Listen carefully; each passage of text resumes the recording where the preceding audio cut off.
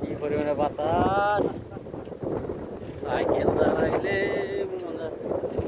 বাতাসে show show show show করে সৌদির অবস্থা। বাতাস আর বালু, এই দুইটা বাদা আর কোনো কাম নাই আসমানের।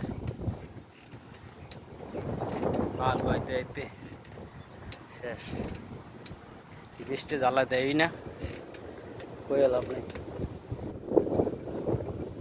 সুন্দর সৌদির জায়গা, হ্যাঁ সুন্দর খেজুর গাছ।